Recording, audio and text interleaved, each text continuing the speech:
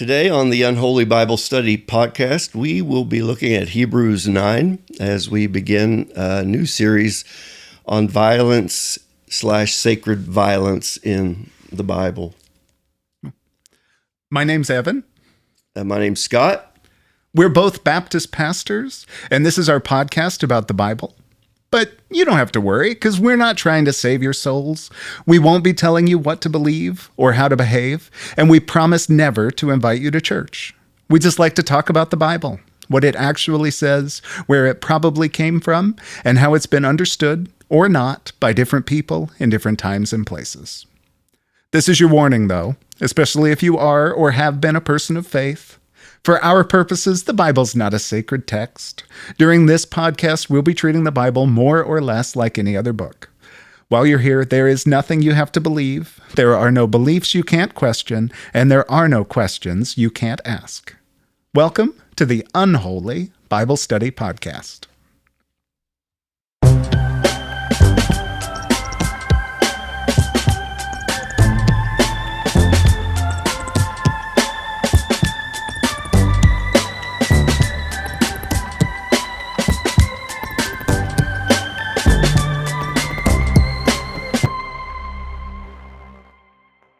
So we're starting a new miniseries today, which was your idea. Yes. Tell us a little bit about it. Why did you want to talk about this? Well, for one thing, the theme we're going to be talking about, violence and sacred violence, and like even getting at the deepest question, is violence like a part of who God is and necessary? A necessary part of our relationship with God. That has been something churning in me. I can look back, maybe 7th or 8th grade-ish in Sunday school, and I can't remember specifically what Bible book we were studying or whatever, but I remember an illustration. And I think I shared this illustration, maybe our very first episode. I can't remember for sure. But it's the illustration of the way Christ's death works to save us. And was it an illustration from the Bible, or no, it was it's about like a Sunday school thing? A train that's crossing a drawbridge. You have shared this. I did. And the drawbridge operator. Right. And the train's going over, the drawbridge operator has a son who's playing under the drawbridge, and this train's coming, and he knows, well, if I drop the bridge, I kill my son, but I save all the people. But if I save my son, all the people died. And that was like the illustration used to help me understand the significance of Christ's death for me. Yeah. But that felt so disturbing. That's the word. It just was disturbing to me. It is a disturbing. Right. And I mean, I think you hear, if you grow up in certain churches, you probably hear a lot of illustrations like that. And often it's like, it plays on the father-son dynamic between God and Jesus. And it's like, can you imagine God doing this or letting this happen to God's own son, and how hard that would be? And it's incredibly manipulative, incredibly disturbing. I'm kind of impressed. I wasn't necessarily expecting you to say like 7th or 8th grade, because I know we've talked about this topic several times, and you've mentioned different like inflection points in your career or kind of in your spiritual journey, if that's the right phrase. And I wasn't expecting you to trace this journey all the way back to it goes back to what I was taught from, because I'm not sure those are my earliest memories of being taught about how salvation comes. I think I had to learn to be disturbed by illustrations like that, and I'm not sure I was disturbed by them until I was an adult. It didn't set me on a journey to figure it out. It just didn't sit right. Right. Yeah. That seemed fine to me. I don't know what that says about me. Yeah. And then I don't remember where along my journey that it was, or it became, or somewhere I came across the idea that God requires this death, that God cannot forgive us unless there's this death. Uh-huh. And this was much later in my life. It's when our daughter was born. So this was after seminary, right after seminary, and I remember at one point thinking, if I don't feel like I need to sacrifice my daughter to like be reconciled to somebody, I mean, if I can just forgive for forgiveness' sake, why can't God? And then that led at a later point. And then I started reading a scholar named Rene Girard. This would have been in the early to mid 90s. And that was when I began the journey of like unpacking it all. Yeah. And looking for a way out of this. Yeah. So Girard is for any listeners who don't know or aren't familiar with the work, is a very influential scholar from kind of the second half of the 20th century, an anthropologist from Stanford, and definitely an anthropologist, studied the history of religions and the philosophy of religions, and wrote a lot about where religion comes from and how it is related to or even rooted in violence that happened kind of in the early history of human culture. So certainly wrote a lot about the ways violence and religion are intertwined. I've always, because we're doing this series, I'm finally actually reading Girard. I've heard his name for 20 years. Like, I've been presented with his ideas in other people's books or in classes in seminary, or articles along the way. But this is the first time I've actually read the primary texts. And I'm hoping that that'll be helpful for me kind of as we move through this mini-series. I think when you stop and look at how sacred violence shows up in almost every religious expression on the planet, you're like, oh wow, this is a universal thing. Yeah. And so is God endorsing this universal practice of that violence is the way to make things right with me?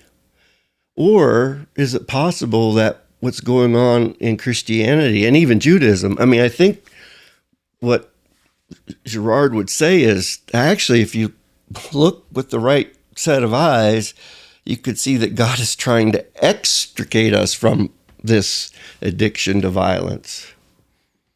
At least that's an impulse within the Christian and Jewish traditions. You can see it, It's like it's not there like in bold all the way through, but I don't know anything about Girard's biography himself. Like, I don't know if he was a person, like, I think as a scholar, he might say that violence exists before God.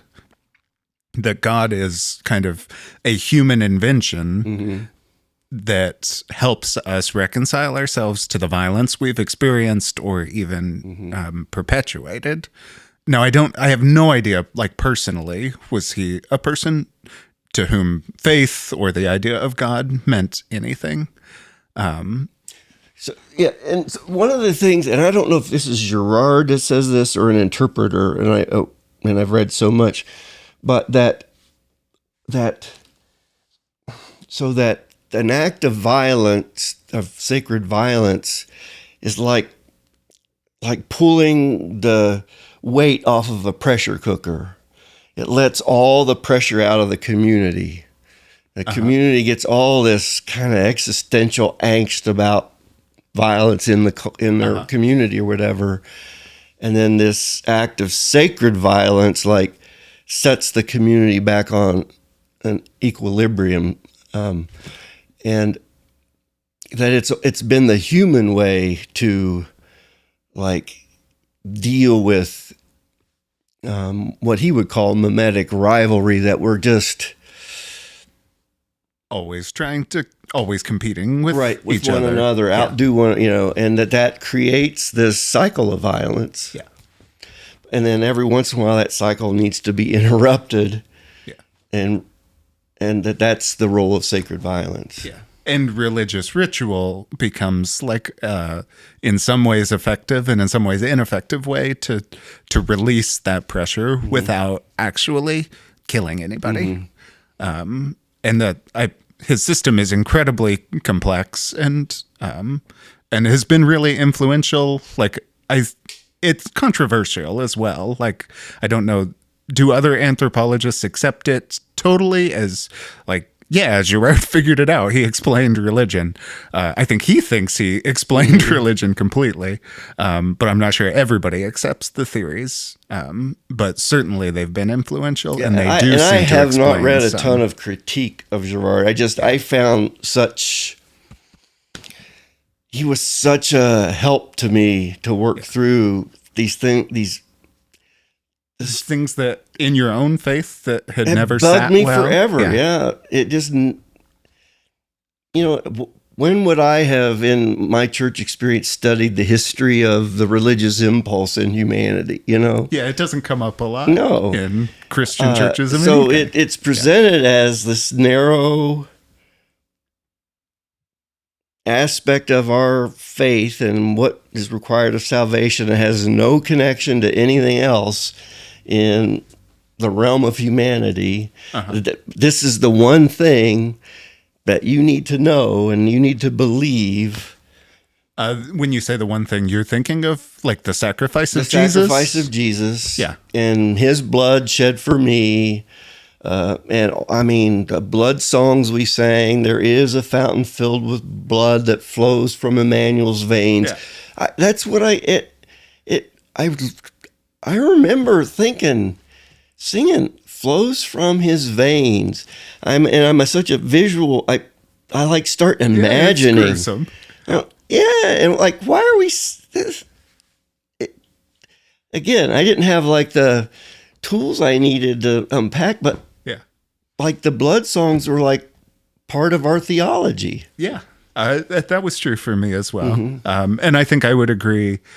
The religion, when I was a child, that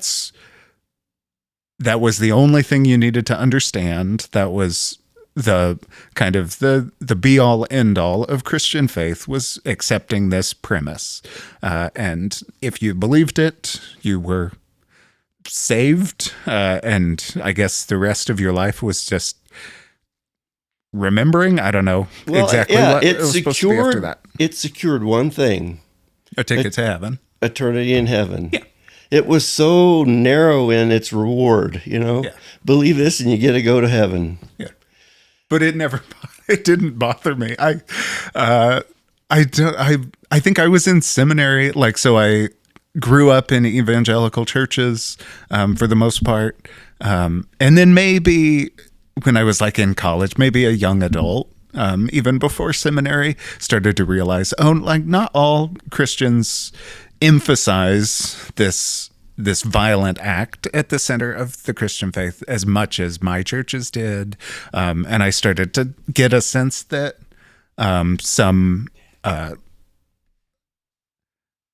he doesn't want you to touch that.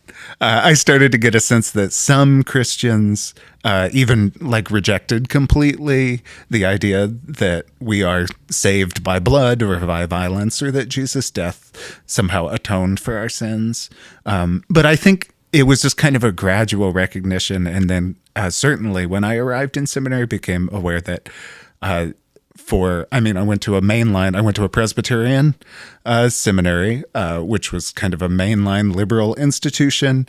I realized, none of my colleagues, the people who were there with me, the other students, they had not grown up with this emphasis. It was totally disturbing to them. We would read, it was sometimes the blood hymns would come up as an example or an illustration in a class. And there would be this sense of, can you believe people sing this stuff? I was I sang these songs and never once thought of them as especially troubling. Like I said, until I was an adult. So we're talking This series, we can't cover everything because the Bible's a long book and there's a lot of violence in it. But we're trying to at least crack open the topic, and we'll see how long we go, how long the series is. But we're going to take several weeks to talk about the sacred violence. So violence that God endorses, violence that God is part of, Requires or even. human violence that is intertwined with God. Holy war. Yeah, I think that's one of the things we'll have to talk about is the times when God told one people to go to war with another. And how do you reconcile that with the idea that one God created everyone and supposedly loves them all? We are starting with a passage from the book of Hebrews. And again, like this series it's something we're both interested in. So it's not like you brought it and threw it on the table and I was like, where'd that come from? But I'd say you've taken the lead more on thinking through what we would talk about. Why this passage to start with? Well, it came to mind having get together with Jay Kennedy, who is the executive producer of this. And we have been friends for 40 years. And I asked him, I was telling him we were going to do this series on violence, but I asked him, and I hadn't decided, in my mind, I didn't know where we would start. But I said, where is that verse where it says, without the shedding of blood, there is no remission of sin? And he couldn't remember, but he remembered, yeah. So we looked it up, and it's in Hebrews 9. Right. Then we were sitting there drinking our coffee, and we're reading Hebrews 9, and we're both like, whoa. And then I texted you and said, read Hebrews 9. And you read it, and you're like, oh, we need to start with this chapter.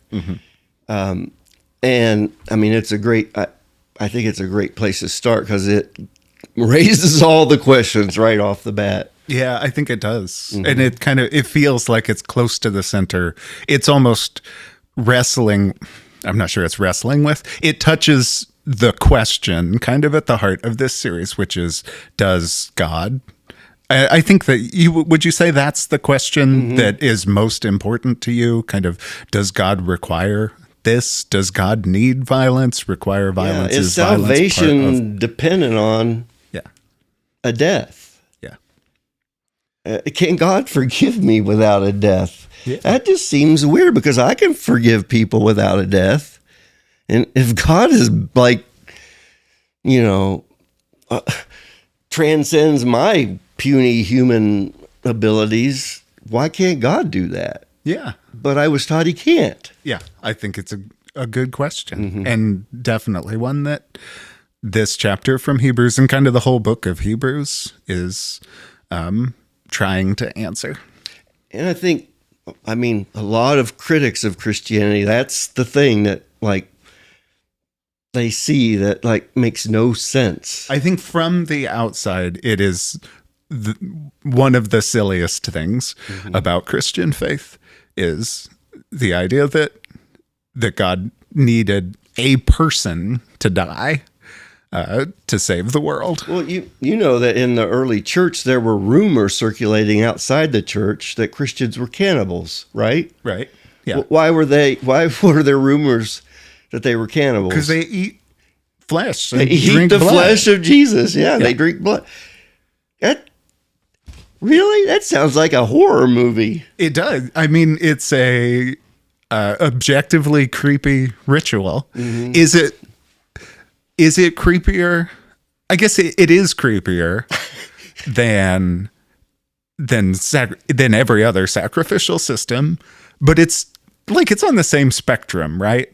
It's not that much creepier to pretend to eat the flesh and drink the blood of someone who's not there anymore than to actually kill an animal in a sanctuary or a temple or a shrine or whatever it is, and then everybody gathers around and eats it. Like, it's literally what happened in religious services in all kinds of cultures. And I do think there's some, like, it's a taboo. Like, it touched the response from other people to early Christians suggests that they weren't really paying attention to what they were doing in their sanctuaries either. Like, maybe not as creepy, but still a creepy, violent It makes ritual. sense to eat a steak from the animal you sacrificed, right? It makes sense to eat it if you have to eat it to stay alive. It makes a little less sense to give part of it to God. Like, there's But you just give the whole God the idea parts of- you don't eat, right? Well, I think this is so fun. And one thing, it's not totally clear in the God Old likes Testament intestines. how the Hebrew sacrificial systems work, and which part God got to eat and which part the people ate.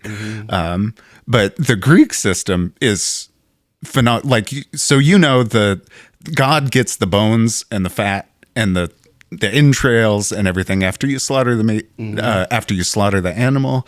The people all gather around and eat the good stuff. And it's so fascinating because, like, the idea in that ritual, you have like an antagonistic relationship between the gods and human beings. And it's right there in front of you every time you participate in a sacrificial feast or a festival or whatever. It's revealing. Sacrifice suggests that there's something antagonistic going on, right? And you're trying to appease them, keep them off your back, right? Yeah. So I can never remember which myth it is, but that system is based, the original story is that, like, the gods were tricked, right? The gods chose way back at the beginning of time which part of the sacrifice would be for them. And they're not happy about it, but they've stuck by their end of the deal. But it's like, I think when you have to kill something to appease or to enter into any kind of relationship or to go into the presence of your gods, like, you've automatically set the stage for a certain kind of religion. Or maybe it's like the only kind of religion, I don't know. But I think those things exist in the background of Christian theology, but most Christians are not aware of how sacrificial cults work. Would you say that's true? Oh, I think so. And I think they're also not aware that the idea of the sacrificial cult is something that we inherited, I mean, from ancient cultures that precede Judaism. Yeah. And it doesn't always mean the same thing in different cultures, like, but it is, like But you it's said, not, it it's wasn't almost invented universal. by the God of our Bible. It existed way before that. Yeah. And I think so the Greek culture of sacrifice and the pagan gods and their systems of religiosity, and the Jewish systems of sacrifice, which are described to some extent in the Old Testament, even if we don't know absolutely everything about how Jewish worship happened, like in the days of Moses or in the time before the exile or after the exile. But one of the things I'm interested in is the way those two cultures and maybe more inform early Christian practice. Like, by the time the book of Hebrews is written, you have both hundreds of years, 1,000 years of Jewish history, but you also have hundreds or thousands of years of Greek and Roman history. And all these cultures are kind of like intertwined with each other and informing each other.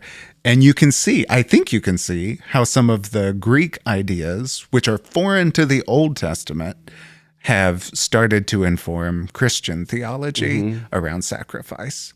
And it's hard to untangle which of those things are most important for these early Christian writings about the death of Jesus, or how they understand his death. And then back to Rene Girard, I think what Rene Girard sees, and I agree with him, is that there is this thread that from the very beginning of the Old Testament through the New Testament, that really God is kind of working in a subversive way within that system to free us from it.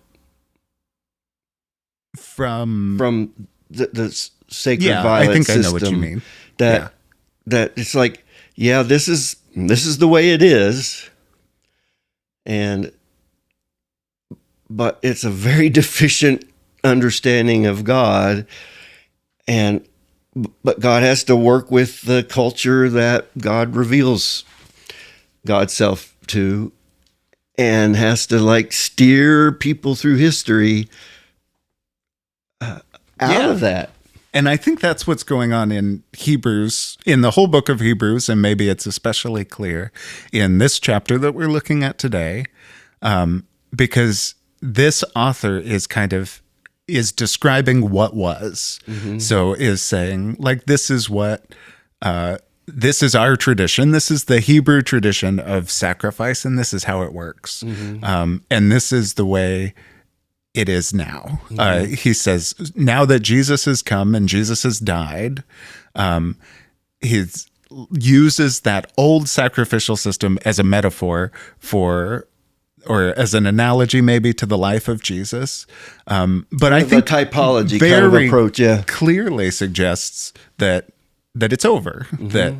that Jesus came to free us from it. I think that's even mm-hmm. a word that the author of Hebrews uses, and suggests that, that old system never worked. Mm-hmm. It wasn't ever good enough.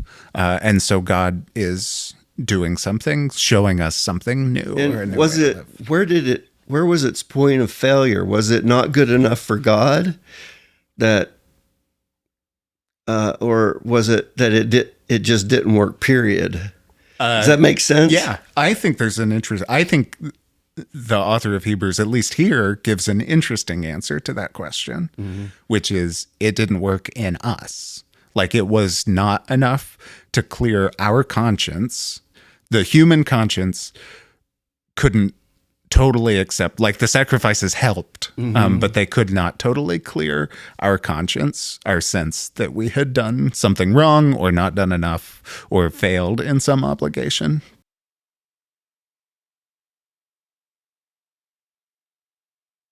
So there was this fascinating event that I had with my daughter when she was in high school. I think it was a New Year's Eve party she had gone to, and she must have just consumed a ton of alcohol. Uh-huh. And that's not where I thought this was going. She did. It's because the next morning, when I saw her on New Year's Day, she was, the proverbial green around the gills, sure. kind of sick, and I just let her be. I didn't scold her. I didn't do anything. I just let her be. I figured the hangover was enough, But later, and I don't remember if it was a day later or whatever, but she said, "Dad, why didn't you punish me? Why didn't you give me a consequence?" It bothered her that I didn't. Uh-huh.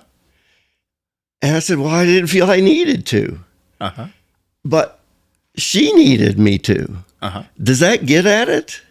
I think it's related. Mm-hmm. No, I don't. We need something. Her evangelical Christian upbringing probably didn't help. Right. There's some chicken or the egg stuff. True. But yeah, it's we need something to relieve that guilt. Sometimes.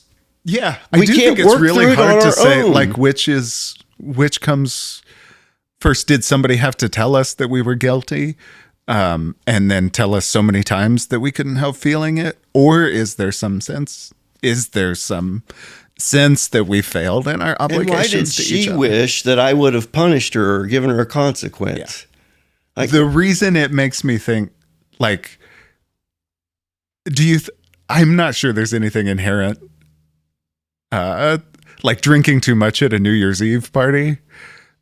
If there's not something else there, some other risky or harmful behavior, either to herself or someone else, like I don't know that inherently you would think that you needed to be punished for that. Like, that feels like a fairly universal human experience of just like, oh, this is the thing we do, and then we don't do it again. On the other side, though, isn't it a human experience that we want to relieve our existential angst somehow? And we're constantly on this search to relieve it. Yeah, I'm curious about where that existential angst comes from, because, like, I don't think you have to feel guilty. You wouldn't necessarily have to feel guilty about getting drunk at a New Year's Eve party, even if you're underage or whatever. Like, you might feel silly. You might regret that you did it because you had a massive headache and you kept throwing up.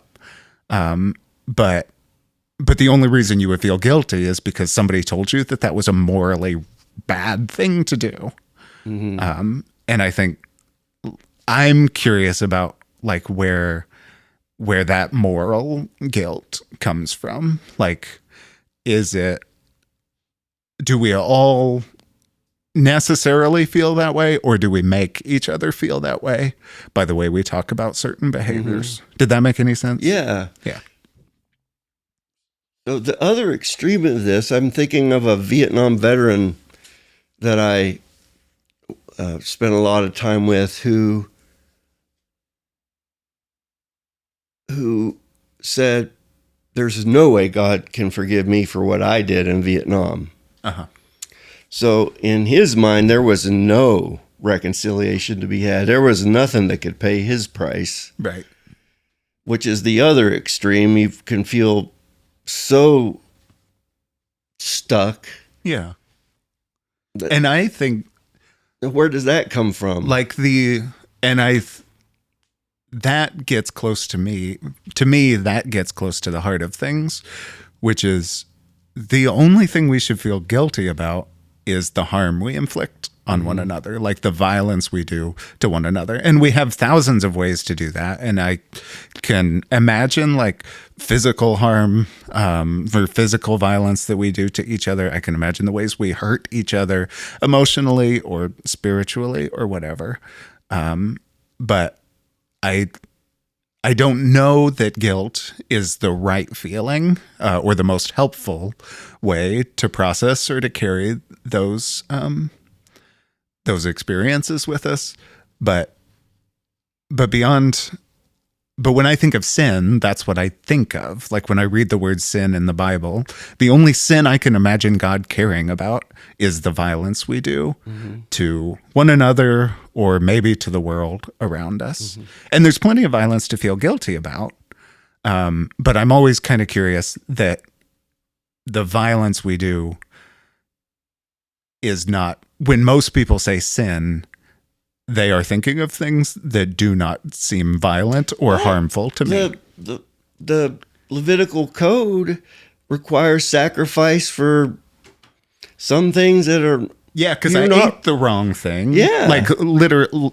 yeah, who's ate harmed? the wrong thing, wore the wrong fabric. Like, so clearly this is an age-old dynamic, but it doesn't resonate for me. Like, it doesn't make any sense. Yeah. Humans have been trying to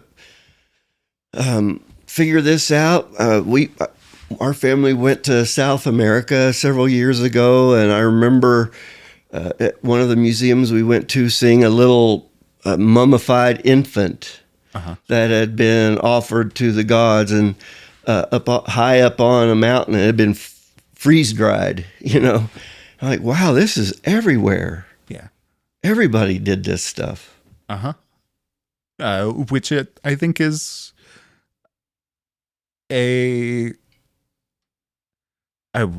I'm hesitating because I want to be careful about how I say this. Like, because like it's horrifying. Like child sacrifice, human I think I would say any kind of sacrifice is, yeah, I think I would say that. Killing anything is horrifying. We feel the horror more viscerally when it's a human being. We feel it even more viscerally when it's a child. But the idea that I think the idea of sacrifice in general is it might be helpful, but that doesn't mean it's not a horrible, troubling part of human culture and human existence. Did that make any sense? Yeah. Well, and so here's a question then. I mean, the practices in, the Andes of to sacrifice these children, the Incas, where did they get that idea? They didn't learn it from, Mesopotamia. It arose in their culture. It seems to pop up. Yeah, it seems to happen independently without anybody telling cultures. you how. Yeah. Why? What would lead a society or culture to think sacrificing a child fixes something? That's what I cannot figure out how that evolved in us, where that comes from. So, do you not think Girard's hypothesis is convincing? No, yeah, but why did we? Yeah, he satisfies me, and yet there's still these deep questions. Like it's so irrational that we would even embrace that as the solution. Yeah, well, it's the problem and the solution, right? Like it's the thing you're trying to reconcile. I think I'm not a Girard expert, but I think I'm right to say that the violence comes first, and like the religion evolves because we're trying to make sense of or justify like this horrific violent thing we've done, like somebody got killed, or usually somebody got killed, usually by a group of people.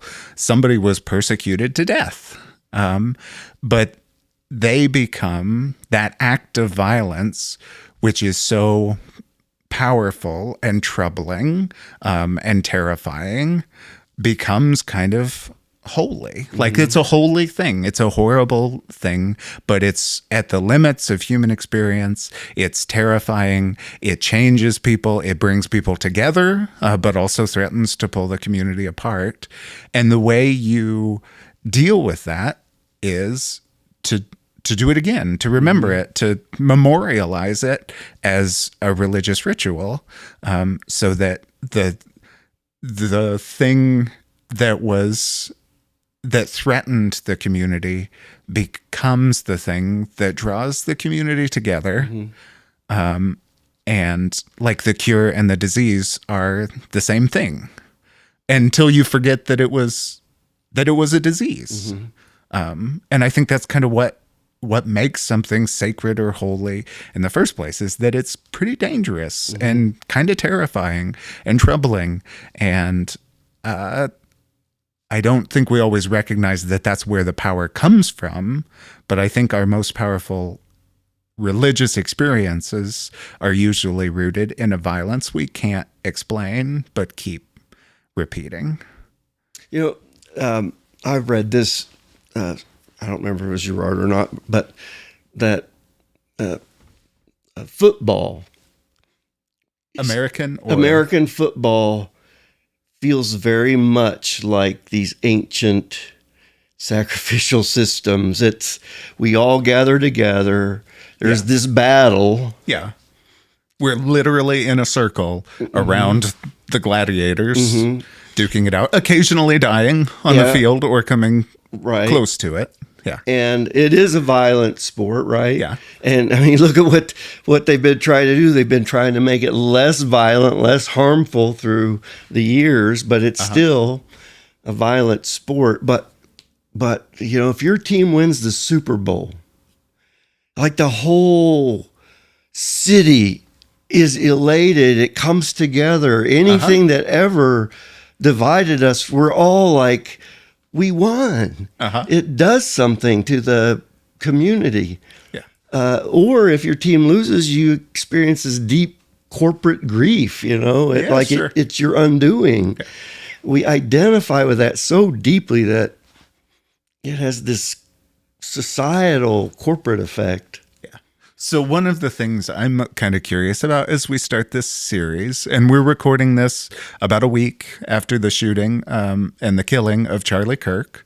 So the idea of, the conversation in the media over the last week has been about violence and about political violence.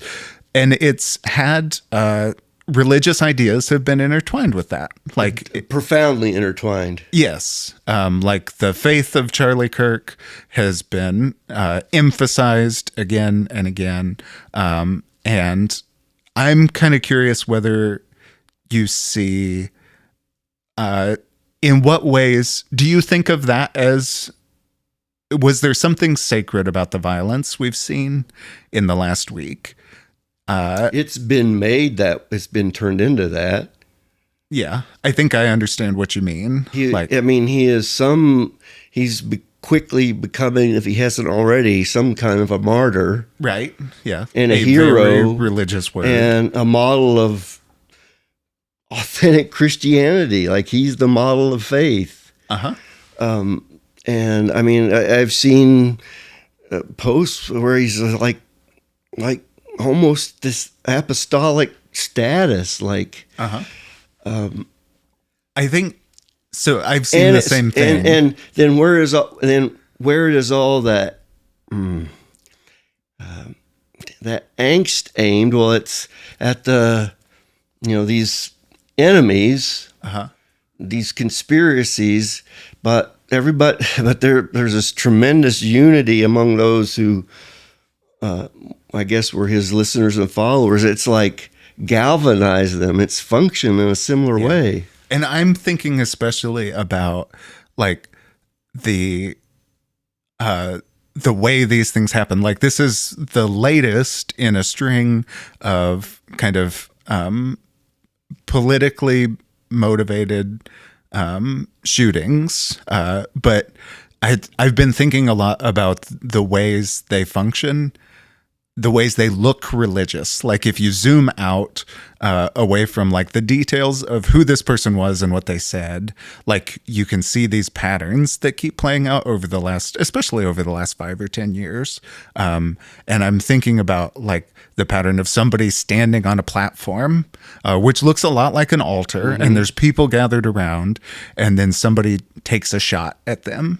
And it happens on the platform. I think that matters. Like that feels like it's like a religious ritual, or like a ritual that functions in an almost religious way. Or what about for the a shooting? Culture that's almost totally abandoned that kind of religious practice? How about the school shooting that happened when the kids were celebrating Mass? Like I think I'm thinking about those shootings as well, which happened like in classrooms, which look kind of like churches as well.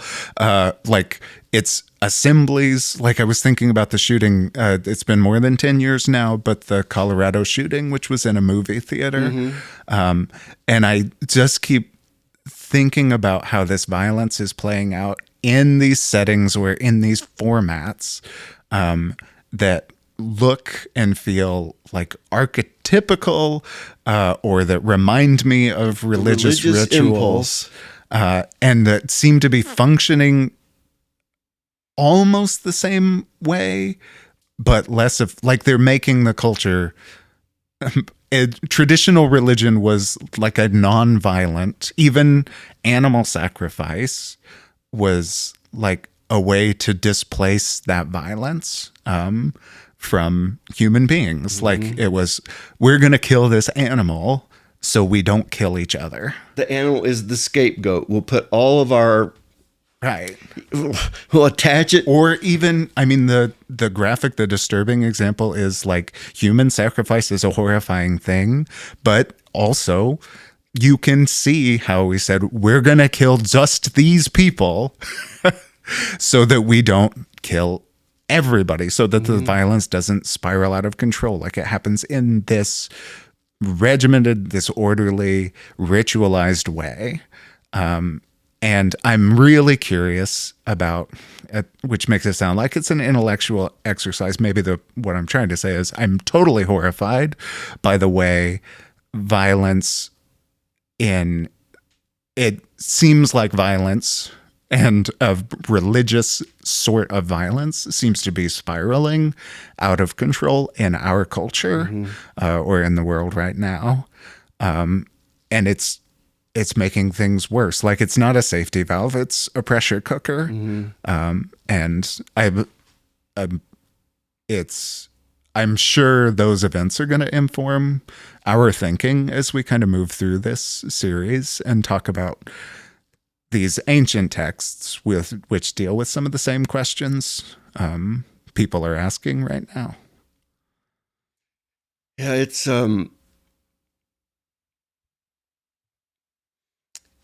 yeah, and how do I say this? The thing that, going back to when I was disturbed, was that idea that God requires this. That's what it makes sense that, okay, it's a way for us to deal with our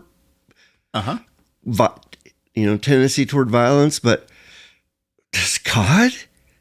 Yeah. Is this truly a requirement? Yeah. For me to be right with God? Does God choose this method? Yeah. Yeah. And I think it's a question we have to. And if that's the case, I'm not too terribly thrilled on God, to be quite honest. I'm serious. Yeah. No, I mean, like, I don't blame you. I feel like I have more moral scruples than a God that requires a death to make things right. Right. Because I don't need a death to make things right with us. A simple, hey, this really bothered me. Oh, I'm sorry. Okay, we're good now. Sure. There are things you probably couldn't forgive. True. Right? Things that no one should do, like things that shouldn't have to be forgiven. Like, I think that's what we're dealing with when we talk about, is blood required for forgiveness? Like, does somebody have to die? We're not talking about, like, I ate your lunch or insulted your knowledge of the ancient Greek. Like, we're talking about, like, the unforgivable things, right? Yeah, but before I was saved, I probably would have required your death for eating my lunch. Or I would have eaten your lunch. Well, that's the work of the Holy Spirit. Yeah.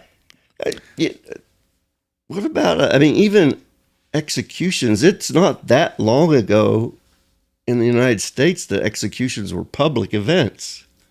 Sure. My grandfather... I was watching True Grit last night. My grandfather... Which starts with a public hanging, which is a thing people did. My grandfather went to some public hangings and told me about it. That's horrifying. Yeah. But the fact that we still do it at all, like... It was a family outing. That's the bizarre thing. You got kids there with their picnic lunches waiting for the... What is entertaining about that? Or what's the draw? Yeah. And we were doing it not 1,000 years ago, but 50, 60 years, 70 years ago. I remember they broadcast the Saddam Hussein hanging on the news. Oh, shoot, you're right. I'd totally forgotten about that. And I don't think it's that different. Like, a live, like an execution as a public event is not that different than us seeing the pictures of executed criminals, executed convicts the day after it happens, which we do regularly. I don't think it's that different. I remember seeing photographs of Bundy after he was executed. Right. They were all over the media. Yeah. Before the internet.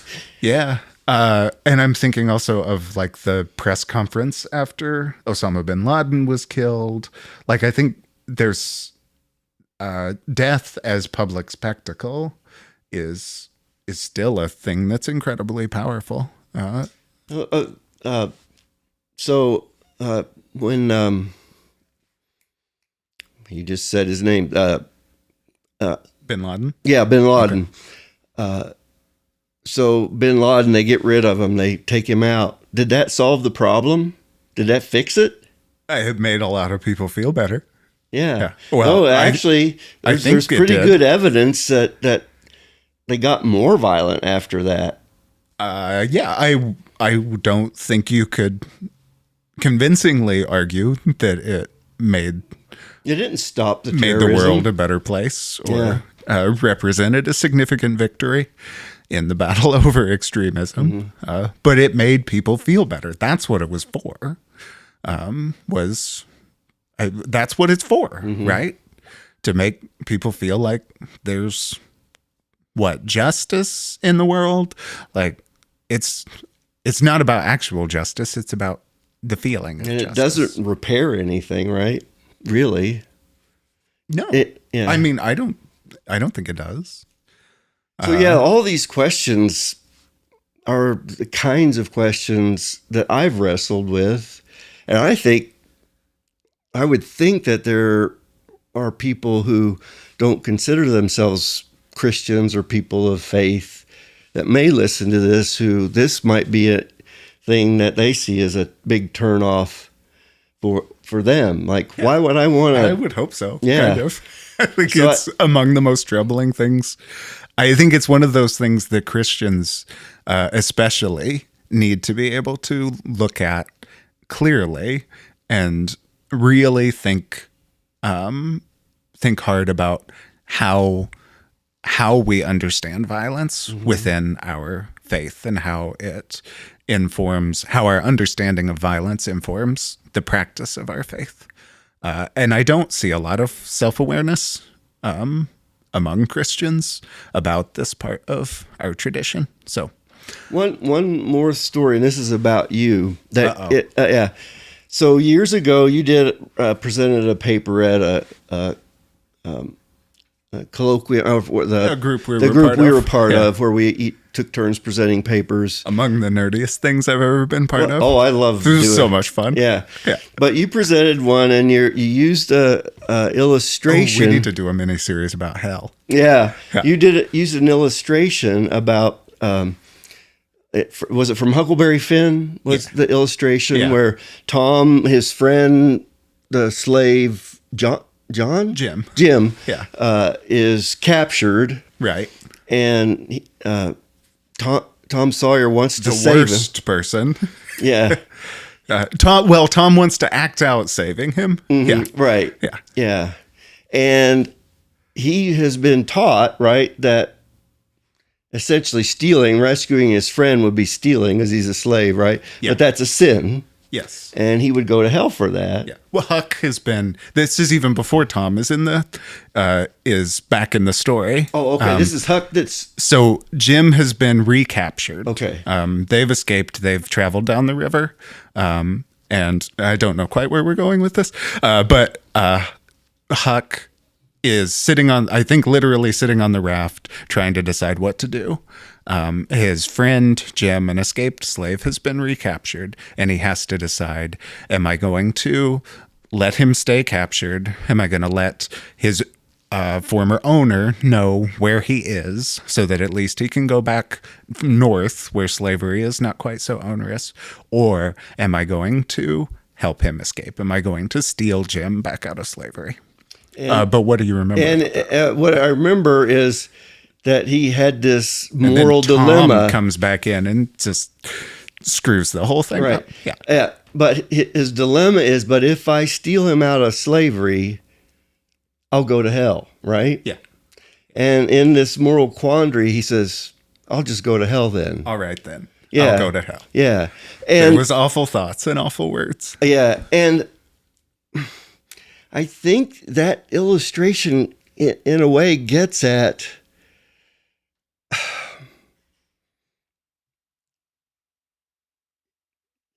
what I think the scriptures are trying to say to us, that that what really is going on is God is trying to liberate us, and it's God who's gone to hell for us. But in a way, it's like, okay, I'll go the whole way. Yeah. I'll do whatever's necessary. But it's not that God requires violence. It's that God is willing to suffer to redeem us. Yes. And so when you after that paper, it brought to mind the passage in 1 Peter where it says, Christ descended to the lower realms, and he preached the gospel to those spirits who'd been in prison from the days of Noah. Yeah. So what does Jesus do? He goes to hell and has a revival. Right. That's such a different response to the problem of sin and human evil. It is. Yeah, it definitely is. He has a revival in hell. Yeah. I think one of my questions is there any difference morally between saying that Jesus had to suffer, like even if Jesus chooses to suffer for other people, and that's a voluntary, that's a choice that Jesus makes, or that God makes. So that to get involved in the situation inevitably is going to lead to violence. I will suffer trying to do this. Yes. Yeah. So certainly a wrinkle that Christian theology adds to the equation is the sacrificial system says there needs to be an innocent victim, and it could be an animal, it could be a person, whatever, but an innocent victim has to be victim too. I mean, yes, like no flaws. Sure, yeah. The kind of the Christian evolution of that idea, or an important element of Christian theology is that God provides. God does the suffering on behalf of everyone else. Now, I'm not sure I don't think that's actually unique to Christian theology, although there might be some unique wrinkles in the way Christians have thought about this. But I'm a little bit curious, like, it gets really complicated for Christians to say, to like put all that responsibility on God and say, well, God took care of it for us. God suffered on our behalf. And that's true. Like Christians have said, that's what the story is. That's the good news. That's the gospel. But Christians have also said that Jesus was a human being. Like Christians have also had to recognize the fact that from every human perspective, this was just a person who suffered a horrible death at the hands of either a crowd or the Roman Empire or like the legal system. And it did not look like God was suffering. It looked like Jesus, a dude, was suffering. And what does it mean to say that Jesus suffered so the rest of us don't have to? Like, I think that's the tension at the heart of Christian theology, is we've said Jesus was God, maybe just to absolve ourselves of our responsibility for the horrible suffering we inflicted on an innocent person. Well, in Acts, in Stephen's sermon, he says Jesus was murdered. Right. So he's saying the death of Jesus was a criminal act, not a religious act. Right. Yeah. It was an assassination in a sense, right? I mean, yeah, that's an interesting metaphor too, and I think to the extent that certainly he was perceived as the head of a movement, right? Right, and certainly the idea that it was both politically motivated, religiously motivated.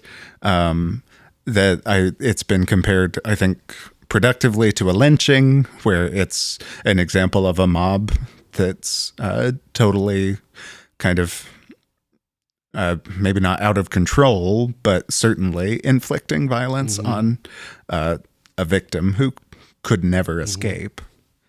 Anyway, these are all things we'll just keep talking about through the series. So we knew this was going to happen, and we've been prepared for this conversation to take lots of twists and turns. And I will say, so today we're beginning this series with Hebrews chapter 9, but our plan actually is to, we knew this conversation might take a while and that we might go lots of directions before we actually even talked about the text. And in the text, there is so much we want to talk about. So our plans, just so everybody knows, is to both begin and end this mini-series with Hebrews 9. So we'll talk about it a little bit today. I think we need to get a break here in a few minutes, and then we'll come back and talk about this passage a little bit more in detail. But then our plan is also to kind of keep this specific chapter on the back burner throughout this mini-series, and then come back to it as we wrap things up to talk a little bit more after we've had a chance to read and research a little bit more to see if our thinking has changed or evolved, and to see if the other stories or chapters we read as part of this mini-series might inform what we see here or what we think about it. Let's take a break. We can talk a little bit more. We can do a more in-depth introduction to the chapter after we come back. Sounds good.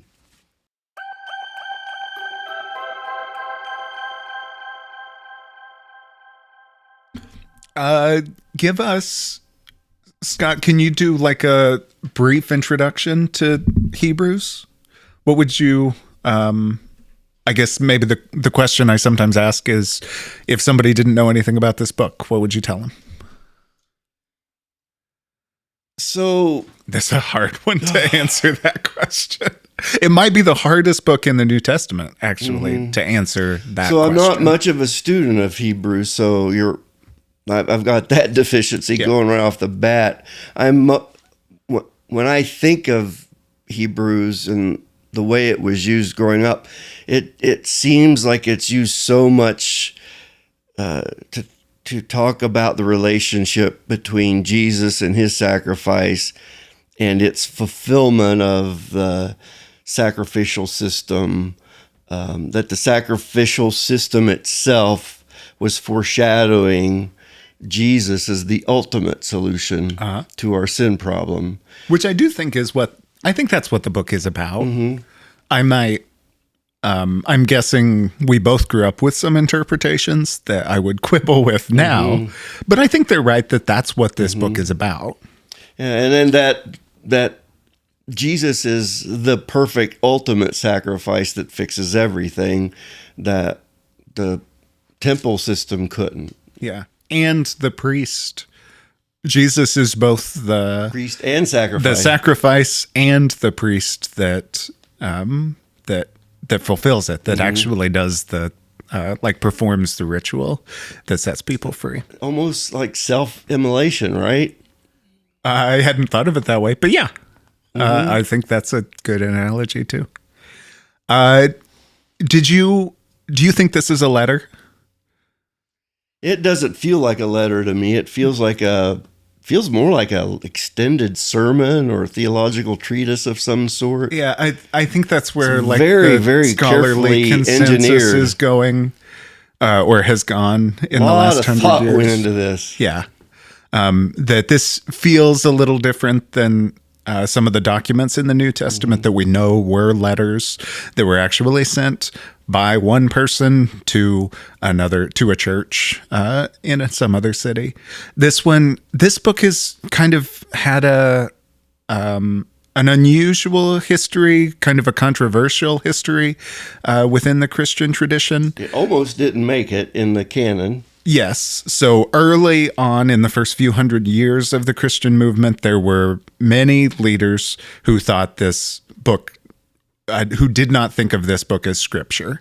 They weren't sure it was connected to any figures from the apostolic generation, so they didn't think it had any really direct or clear connection to Jesus or his first followers. There was some people thought that it was written by Paul, but from the very beginning, other people disputed that, and the same kind of arguments have been happening for essentially 2,000 years. So somebody would say, take it or leave it 2,000 years ago? They were. Yeah. And eventually they decided to take it. But there were plenty of people who wanted to leave it. Mm-hmm. It was more popular. I think I'm right about this.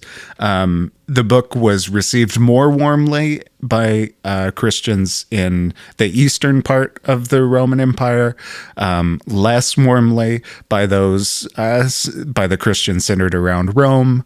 There's always been some differences between Western and Eastern Christianity, even in the early days, and the reception of the Book of Hebrews was one of the early differences. It is so obsessed with the temple religion. I mean, it like permeates it all the way through. It's like more than any other document in the New Testament, it is utterly dependent upon the sacrificial system and the temple to interpret the significance of Jesus. Yeah.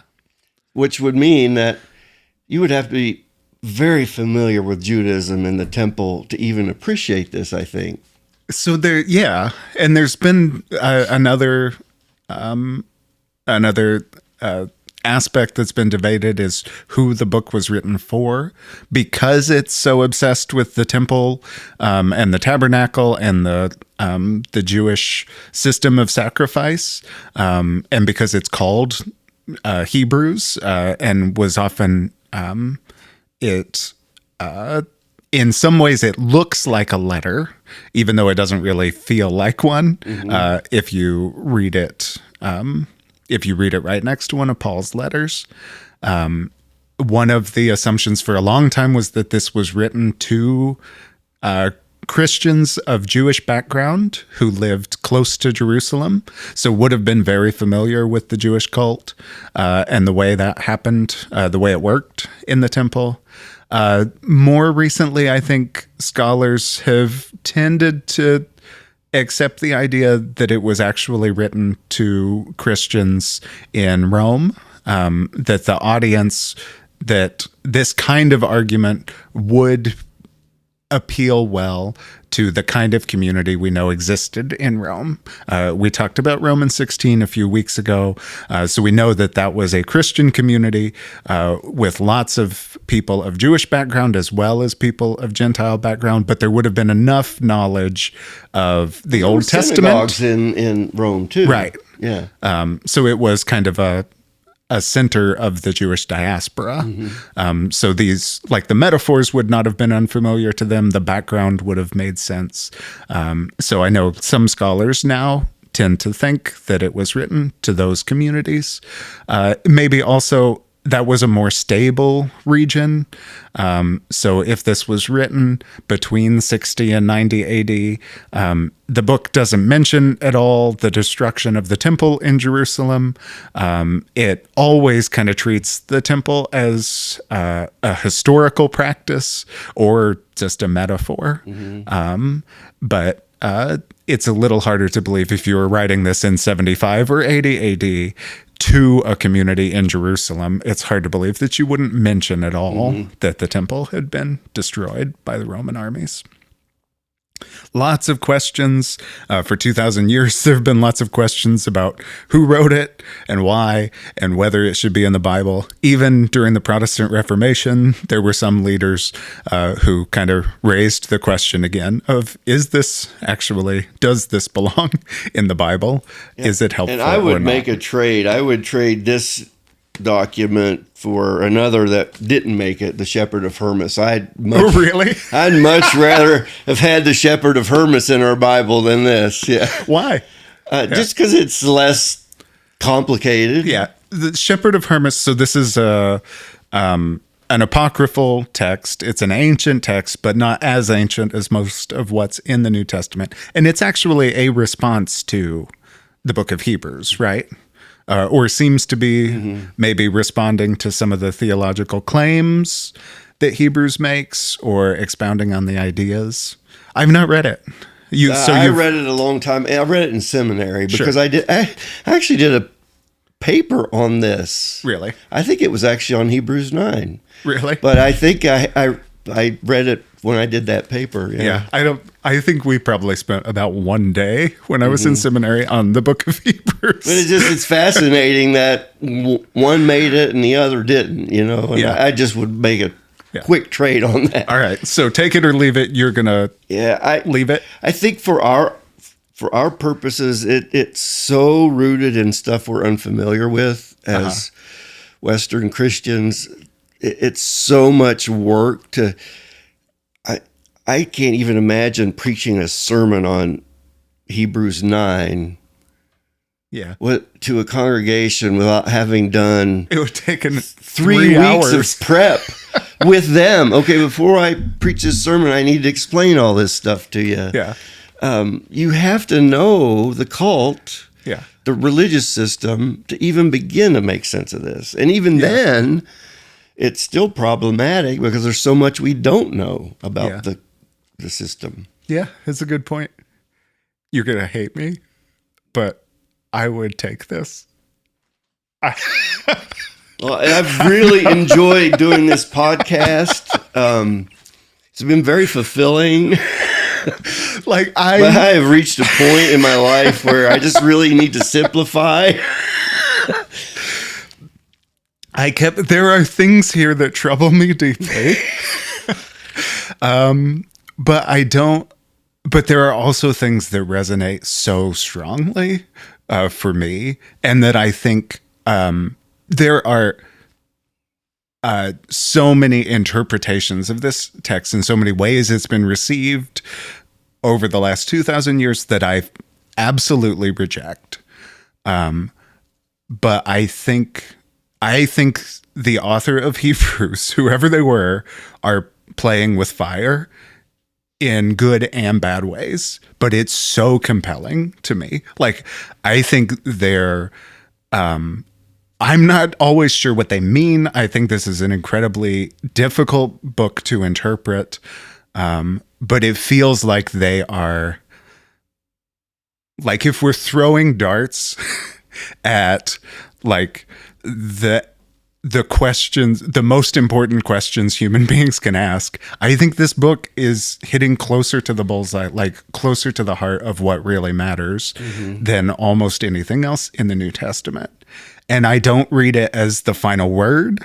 I don't know that the author would even say that they think they are absolutely right. I think they are trying to make sense of a metaphor that was incredibly powerful for them, which was the system of sacrifice that the Hebrew people had passed down for years, and the way the life of Jesus reinterpreted their religious tradition.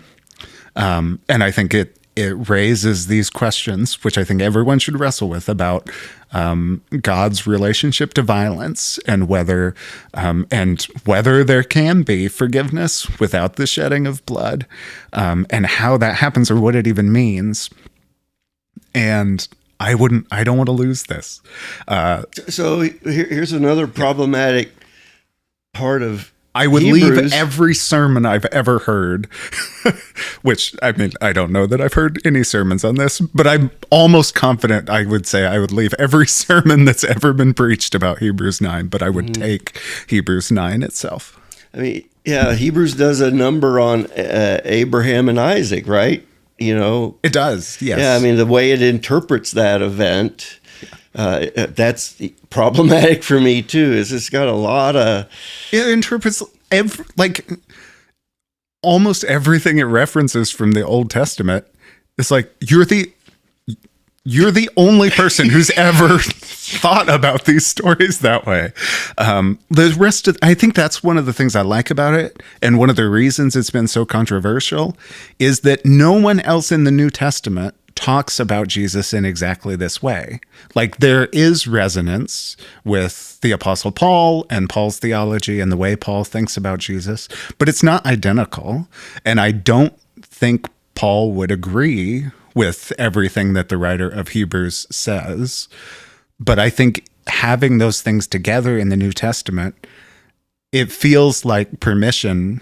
Yeah, I think I would say it feels like permission to think differently and to think creatively about this tradition. The problem is taking it too seriously or trusting our interpretations too much. Like I would want to throw this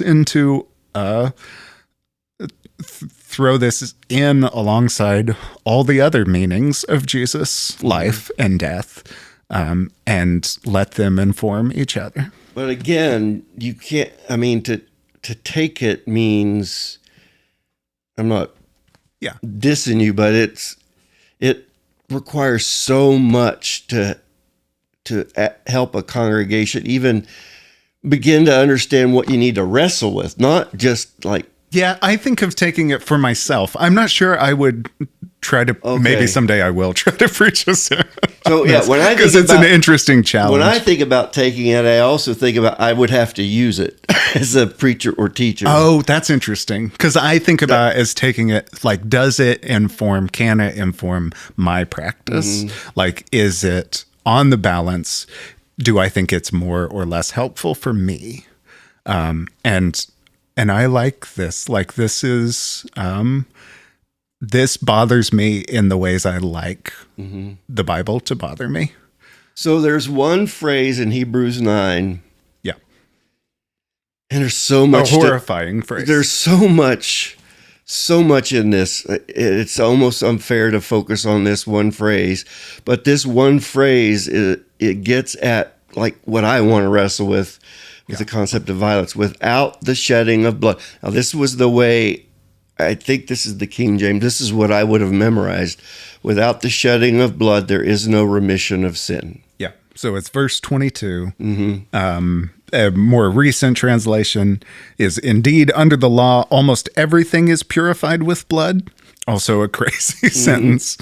And without the shedding of blood, there is no forgiveness of sins.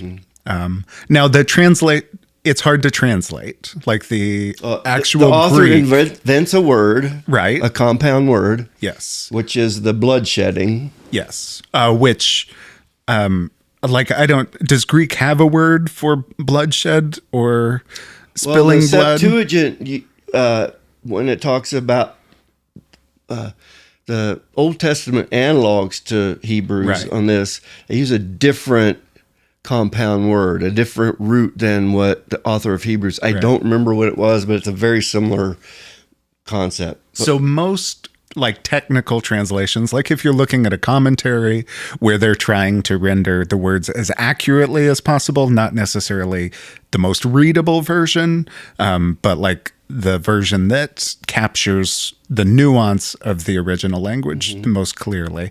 Often it will say, I don't remember the specific examples, but often instead of without the shedding of blood, it will say something like without the imposition or the application of shed blood. There's almost an idea that it's not the bloodshed itself that accomplishes the forgiveness of sin. It's the way it's used in a ritual context. It's the blood sprinkled on the altar. And the author does make a reference to Moses that I think we should take seriously if we're going to try to understand. And where does it say Moses did this? Right above that, verse 19. It's you're right. Verse 19, for this is the RSV, for when every commandment of the law had been declared by Moses to all the people, he took the blood of calves and goats with water and scarlet wool and hyssop and sprinkled both the book itself and all the people, saying, this is the blood of the covenant which God commanded you. And then after that, he mentions the shedding of blood, but I think application of blood, the way Moses applied the blood, it's clearly sprinkling. The antecedent to 22 is what Moses just did. No, it doesn't say how he got the blood. Do you think he... Well, it was from calves. Well, yeah, but do you think he just borrowed it? Or do you think they survived? Did he borrow it from the calf? Or Oh, no. These were calves that were sacrificed in the tabernacle, weren't they? Yeah, absolutely. They are. But it doesn't say he killed them. It just says he took the blood of calves and goats. Goats so it wasn't the killing of the animal. Right. It was the sprinkling of the blood on the book and the people. And that's what I think, that's the meaning of the word the author uses in 22. The shedding, it's not the spilling of the blood from the animal, it's the... Yeah, and I think for what I'm hearing from you is it's really important to distinguish between the ritual application of the blood. It's still, violence is still implicated in whatever is happening here, but you can't just kill a cow and expect sins to be forgiven. It doesn't accomplish, violence doesn't accomplish forgiveness. Bloodshed doesn't accomplish forgiveness in and of itself.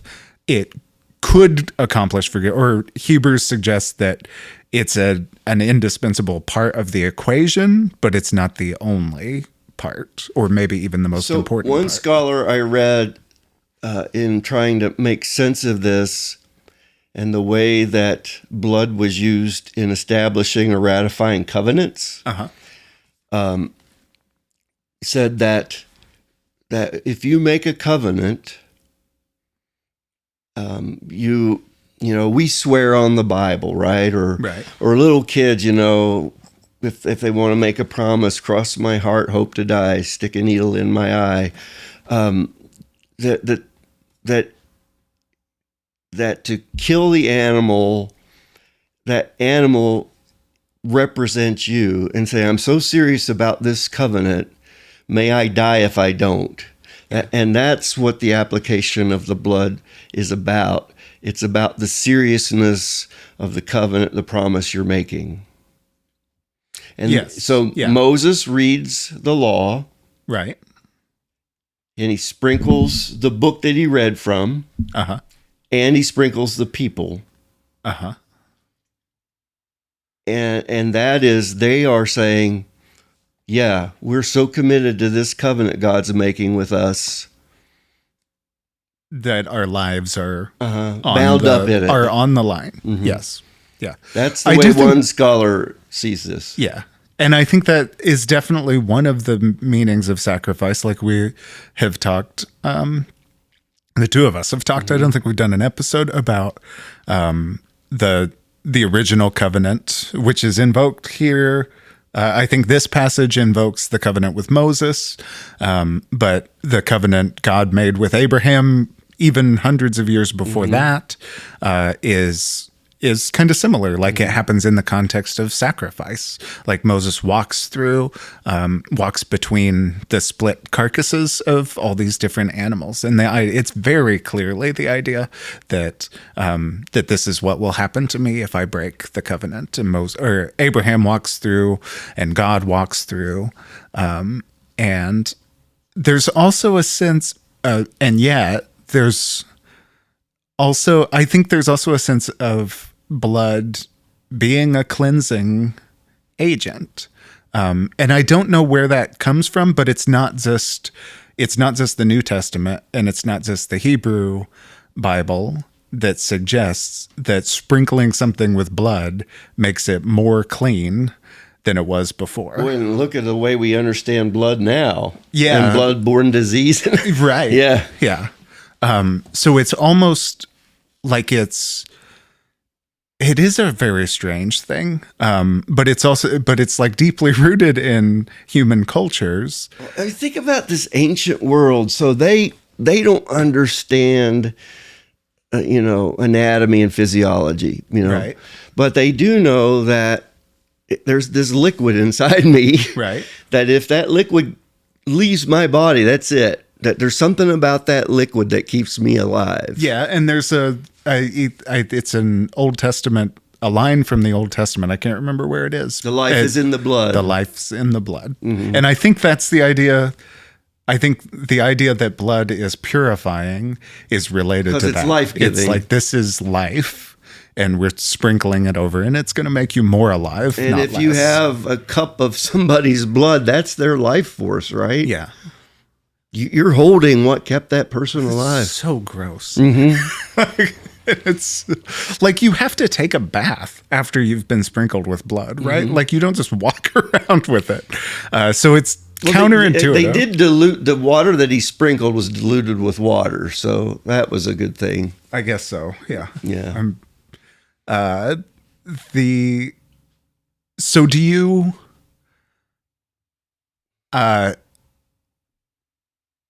does it make it better? Does translating this line more accurately, do you like it more? I do. Okay. Yeah. So it makes more sense that this is about the ratifying of the covenant. I mean, the author doesn't help us because he ties sin to this, right, and not just the covenant. So that's where he messes me up. I think he's mixing types and metaphors. I think definitely. Yeah. But that word that he used, that word is clearly referring to what Moses did, applying the blood. He applied the blood to the law itself, and he applied the blood to the people. Right. And that did it, whatever that was. But at least in the context of Exodus, it didn't secure forgiveness for Israel. I think that's interesting, is that clearly when Moses does those things, one, Moses doesn't actually, if I remember the stories right, Moses doesn't actually sprinkle the tabernacle and the scroll when the covenant is ratified. I think there is a sacrifice when the covenant's ratified, but sprinkling all these things is part of the dedication of the tababernacle, which happens later, right? In Exodus 24, this is the account the author's referencing, and it says Moses sprinkled blood on the book of the law, sprinkled blood on the people.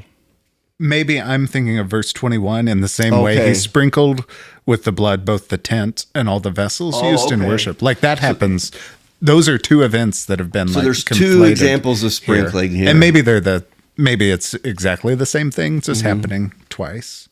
But it's not, neither time is it related to forgiveness of sins unless the idea is that you have to be purified by blood before you can enter a covenant with God or step into the holy place. Like that would fit within the tradition, right? The priest, the high priest, this is invoked earlier in the chapter. The high priest had to first make a sacrifice on the Day of Atonement. The high priest would go into the Holy of Holies. No one else could do it. Only the high priest, and only once a year. And before they even went in, or maybe they went in and first made a sacrifice for themselves and for their family. And then after that was complete and they were okay to stay there, they made sacrifice. It was a dangerous enterprise to do that on behalf of everyone else. Yeah, but they were all fine. Like surely after 200 or 300 years, you stop being that nervous about it. Like I think they were all just pretending. They certainly want the people to think it's dangerous. Right. Wow, thank you, priest, for doing that for me. I'm glad I didn't have to go in there. Glad you took that risk. Yeah. Well, that's, thank you. I'm just a humble priest doing my pastors job. love to cultivate this sense that they're That's an interesting thought. How much of, priestly ego is involved in some of these rituals? I mean, a lot, right? This is priestly self-presentation. Like this is how you're the expert on all the holy stuff. Yeah. I'm the one who stands in God's presence. And I think so. If I have an issue with the book of Hebrews, it's the way it's been used to within established churches to justify the elevated role of clergy. I think that's especially true in some of the higher church traditions, but it's absolutely true in evangelical contexts as well. The idea that pastors and priests are closer to God, are actually standing in God's presence, or like literally mediating between God and people. Which is such a huge departure from the Reformation and its suspicion of a clergy-only institution. At least from some parts of the Reformation. Right. Yeah. And I think Hebrews does kind of lend itself to this sense that there are some special people, although I think Hebrews is trying to undermine that idea with its emphasis on the only priest left, or the only priest that matters, is Jesus, who has done this once and for all, and now it never needs to be done again. So here's an interesting thing I just caught in the Greek. The word sin isn't even in here. Oh, really? It's just there is no remission. Oh. There is no remission. Well, that's interesting. So there's a good thing to point out with the challenge of interpreting the Bible. Is we added a word, a fairly significant word. Yeah. Like, why do we feel a need to supply that? Well, it's because we have an assumption about what this is doing. Yeah, that's really interesting. Remission is an interesting word too. Mm-hmm. Yeah. Because it's different than forgiveness, right? Mm-hmm. Yeah. So I'm a little bit curious about why this has always been translated the way it has. Yeah. We've been jumping around a little bit, so let me zoom out quickly and kind of describe this chapter for anybody who's not following along or hasn't taken a look at the chapter as we've been talking. The chapter begins by describing very briefly the ancient Jewish practice of sacrifice, and talks really briefly about like literally the furniture and the layout of the tabernacle. Like, this is what it was like. If you've never seen it, there's even some suggestion that most people are familiar with what it looked like, but not everybody would be at this point. So describes what the tabernacle looked like. It had an outer court, which was pretty holy, but then it had an inner court, which was the holiest place. And like you said, most of the day-to-day sacrifices, like the work of the tabernacle, happened in that outer court, but once a year on the Day of Atonement. So this is I think you'd say the most important festival in the calendar for the Jewish people, was this day when sins were forgiven, right? That was explicitly what the festival was about. This is the day when we atone for all the things we've done wrong. And there's a scapegoat involved too. There is. So this ritual is described in the book of Leviticus. And I think to some extent, I can't decide if the author of Hebrews just assumes that we all know what happens on the Day of Atonement, or if they're kind of leaving some things out intentionally. Essentially, they talk about the blood sacrifices, which are made in the Holy of Holies. Only the chief priest goes in and atones for, kills an animal, essentially in place of the people. So we've done things wrong over the last year. Most of them we weren't even aware of, but please God, accept in our place the sacrifice of the best animal we could find, and we shed its blood instead of someone else's. The scapegoat is part of this ritual. Let me add to that. Yeah. The law does make a distinction between accidental sin and in Hebrew, it's literally high-handed sin. It's like I know what I'm doing, and I'm doing it on purpose. You're in bad shape if you commit that kind of a sin. So how do you atone for those? Is that what goes on the scapegoat? It must be. That So part of the ritual is before the sacrifices are made, there's a goat.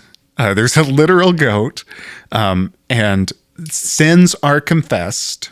And they touch the goat. The high priest touches the goat and puts the sins on the goat.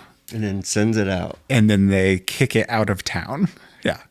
And it just wanders until it gets eaten. The desert or whatever. But the idea is all of the sins, all the things we've done wrong. And I think these are the things we knew about. Like, this is your one chance in the year to get right for the worst things you've done.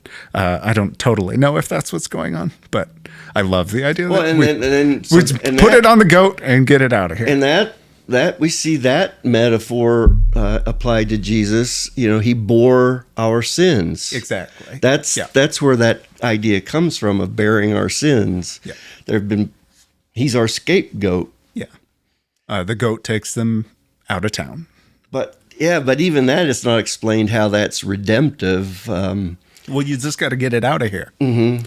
It's making things. You got to clean it up once a year. Yeah. Mm-hmm. Did you find what you were looking for? Yeah, it's the word. Boy, there's a lot of different meanings, but freedom and pardon are the two main ideas in that word. Is that remission? Mm-hmm. Remission is the word you were looking up. Yeah. Releasing someone from the obligation of debt. Oh, I think that's probably the Lord's Prayer, isn't it? I bet it's the same word. It could be.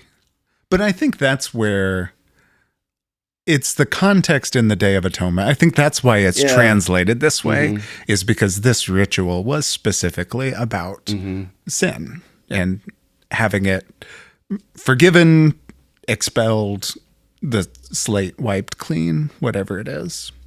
After you've done the scapegoat. Yes. Yeah. There is a lot in this passage.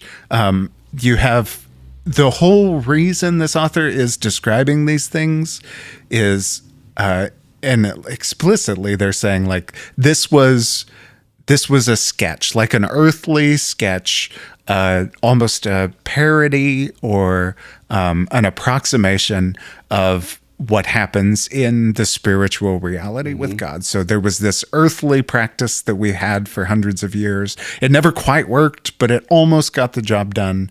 But now Jesus has done the same thing, but done it perfectly and done it in the spiritual realm. So, and there's a kind of dismissal of the sacrificial cult, because the author's describing, well, you know, this is what's going on. But I'm not going to bore you with all the details about that. You know, yeah, we don't have time for that. Yeah, we don't. Yeah, so it doesn't even take time to explain it all. It's like blah, blah, blah, Yeah. And then the chapter ends with the suggestion that we had to do that other thing over and over again, and we had to keep doing it because it never really, like, our conscience was never clear. Even though we'd done everything God told us to do. But then you have this idea that Jesus has accomplished these things once and for all. Jesus did it perfectly. And now we can stop repeating these cycles. Now, all of this is happening in the context, or this is a document, this is a sermon, a homily, a letter, whatever it is. It's directed to Christians who are presumably, like, meeting in houses and worshiping together, probably celebrating the Lord's Supper. So there is still a ritual happening, but I do think it's explicitly a non-violent ritual in which, like, the only blood present is metaphorical. Like, we drink wine and say it's blood, we eat bread and say it's flesh, But we've replaced this old violent ritual with a reminder of what Jesus did. And I do think we've got a historic debate through the church whether it actually is flesh and blood or not, right? yes. And Hebrews is part of those debates. Like, and both sides use Hebrews to justify their position. Like, some Christians would say the bread and the wine are just a symbol, just a reminder. Some Christians would say that the bread and wine actually becomes the body and blood of Jesus. That's what you're actually consuming, not in like a physical, visceral it's way, a mystery. but the spiritual reality is you're actually eating and drinking Jesus. Again, these are the things that make Christians sound a little bit crazy if you're not one.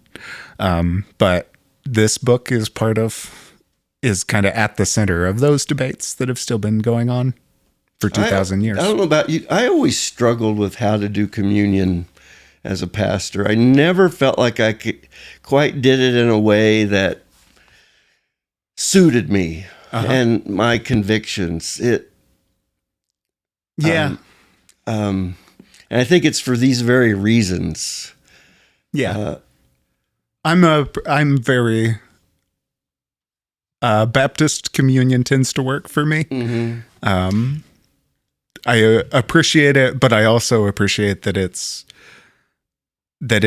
for me, it's always been a reminder, a memorial meal, a ritual that's incredibly powerful that I do think is unique. There was a lot of fear attached to communion for me growing up. Yeah, that I've heard people say if you've got some unconfessed sin in your life, and you take communion, it's a warped interpretation of something Paul wrote. But if you do it in an unworthy manner, you're eating and drinking damnation unto yourself. So it's like you better be darn sure you've got everything taken care of before you do this. Yeah. And I never worried about any of this stuff as a kid. It all just felt fine to me. Yeah, just think of what that does. I mean, I can understand how horrifying it must be, how scary. And to journey out of it took years. Yeah. Yep. I know that's true for a lot of people.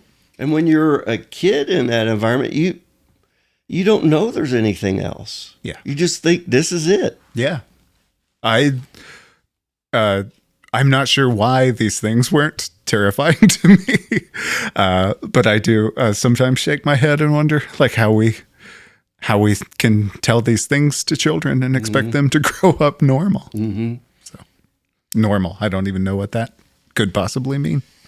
Well, we barely have scratched. There's so much more to say. We'll come back to this. Yeah, I think the important thing is it raises the question that I continue to wrestle with.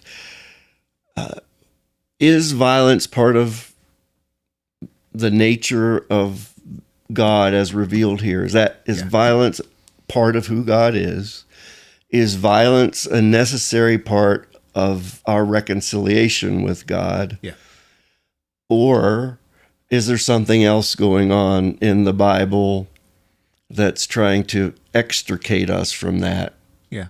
And I think this passage really raises those questions. Yeah.